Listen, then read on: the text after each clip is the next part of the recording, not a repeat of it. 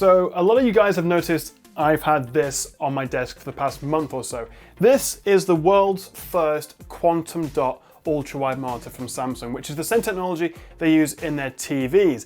I've been using this every day for working, for video editing, and playing games, and watching some cool movies to find out if it's any good, if Quantum Dot really makes any difference, and of course, if it's worth paying £800 or $900 for.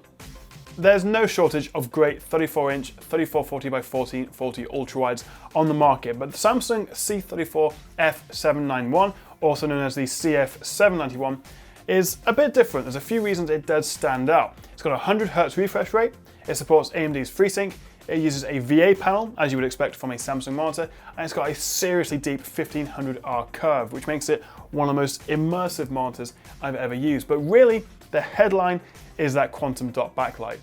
I've been talking quite a bit about Quantum Dot recently. Samsung even took me to Paris for the launch of their new QLED TVs, which use Quantum Dot technology, which allows the TVs to get seriously bright, up to 2000 nits in some cases, giving what Samsung are calling better color volume. Basically, it can produce more colors. But I should stress, while those videos were sponsored, this is not. This is an impartial review of this monitor. And also, unlike those TVs, this monitor does not support HDR. And actually, I only measure brightness up to about 310 nits. So it's not exactly the same technology as you'd find in Samsung's new TVs.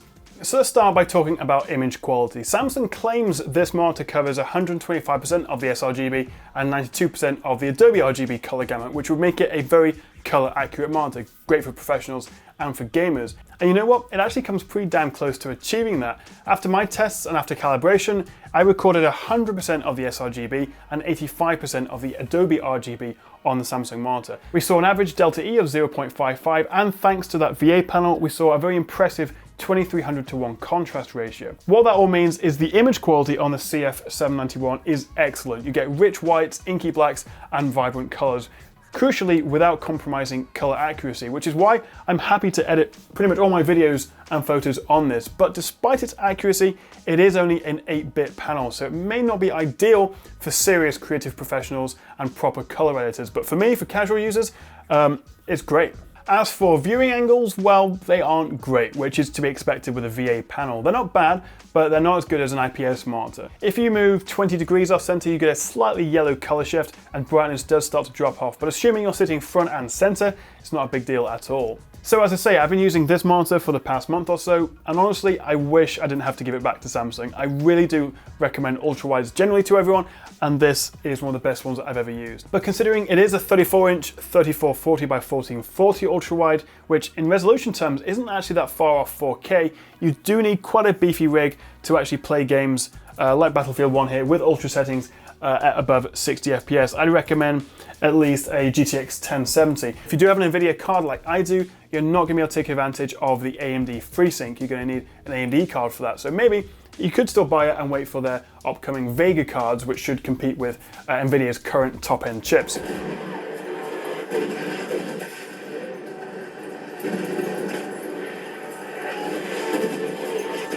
You get this beautiful 1500R curve, which means it really does wrap quite significantly around your field of view.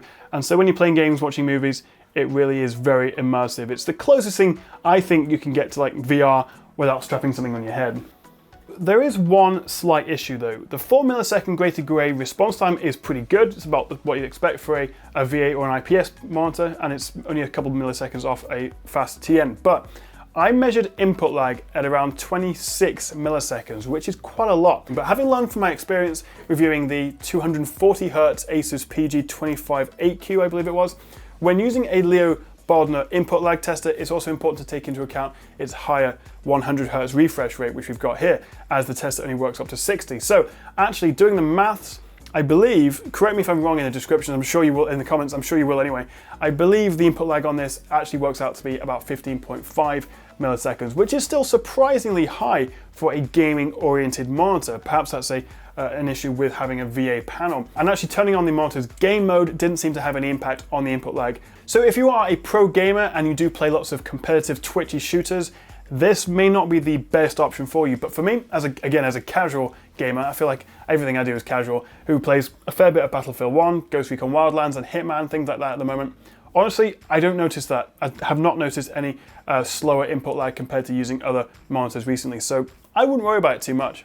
In terms of design, I actually think it looks pretty good. It's got, as you can see, a big white glossy plastic back. It's got a circular stand, which actually doesn't take up that much room on the desk at all. Really nice, super thin bezels, especially on the side and top. And I also like the fact that the stand comes pre-attached, so when you do get it out of the box in the first place, it's literally just plug and play. And as well as that, it's very flexible as well. You can obviously twist it, you can tilt it quite significantly, you can adjust the height, and also you can Visa mount it. The on-screen display is easy to navigate as well, thanks to the handy joystick on the back, and the stereo speakers on the monitor are actually pretty decent too. I play some music in the background sometimes through the speakers on here, and actually it sounds pretty reasonable for a monitor. Port selection is fairly standard and a little bit limited, I think. You get two HDMI 1.4 ports, a DisplayPort 1.2, two USB 3s plus the upstream, a 3.5mm headphone jack, and a Kensington lock. It would have been nice to see perhaps a HDMI 2 or a second DisplayPort though.